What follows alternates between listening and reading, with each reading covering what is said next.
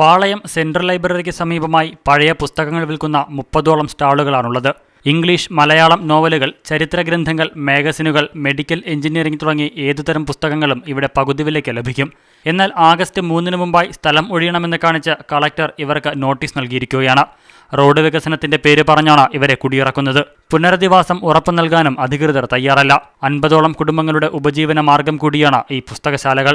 ഒഴിഞ്ഞുകൊടുക്കാൻ 2 ദിവസം മാത്രം ശേഷിക്കെ എന്തു ചെയ്യണമെന്നറിയാതെ ആശങ്കയിലാണിവർ. നമ്മളായിടത്തും വഴക്കിനോ ഒന്നിനും പോകുന്നില്ല. നമുക്ക് ജീവിച്ചാൽ മതി, അന്നുള്ള അരികളെ പൈസ കിട്ടിയാൽ മതി. അല്ല, ഇതുകൊണ്ട് ലക്ഷങ്ങളോ കോടികളോ ഒന്നും ഉണ്ടാക്കാൻ പോകുന്നില്ല ആരും. കേരളത്തിൽ പഴയ പുസ്തകങ്ങൾ ലഭിക്കുന്ന ഏറ്റവും വലിയ കേന്ദ്രം കൂടിയാണിവിടം. 1 ലക്ഷത്തോളം പുസ്തകങ്ങളാണ് ഇവിടെയുള്ളത്. ഇവരെ ഒഴിപ്പിക്കാനുള്ള നീക്കത്തിൽ സാധാരണക്കാർക്കും പ്രതിഷേധമുണ്ട്. കുട്ടികൾക്ക് പഠിക്കാനുള്ള ഇഷ്ടംമാതിരി ബുക്കുകൾ, ഏത് ബുക്ക് സെലക്ട് ചെയ്യാനും കിട്ടും. മറ്റേ നമ്മൾ ഒരു കടയിൽ പോയി കഴിഞ്ഞാൽ സെലക്റ്റഡ് ഒരു ബുക്കും കിട്ടില്ല. ഞങ്ങൾക്ക് ഭയങ്കര ഉപകാരമാണ്. ഇന്ന് തന്നെ ഞങ്ങൾ എവിടെയും കിട്ടാത്തൊരു ബുക്കാണ് ഞങ്ങൾക്ക് ഇവിടെ നിന്ന് വാങ്ങാൻ പറ്റിയത്. 450 രൂപ ഒരു ബുക്ക് 200 രൂപയ്ക്ക് ഞങ്ങൾക്ക് ഇവിടെ കിട്ടിയത്. പൊളിച്ചു മാറ്റുന്നതോട് ഞങ്ങൾക്കൊരു യോജിപ്പുമില്ല. അധികൃതരുടെ നീക്കത്തിൽ പ്രതിഷേധിച്ച പുസ്തകശാലകൾക്ക് സമീപം ഇന്ന് വൈകിട്ട് ജനകീയ സാംസ്കാരിക കൂട്ടായ്മയും സംഘടിപ്പിച്ചിട്ടുണ്ട്. ഇവിടുത്തെ അപൂർവ പുസ്തക ശേഖരങ്ങളിലേക്ക് പ്രൊഫഷണൽ വിദ്യാർത്ഥികളടക്കം 100 കണക്കിന് ആളുകളാണ് ദിവസവും ഒഴുകിയെത്താറ്.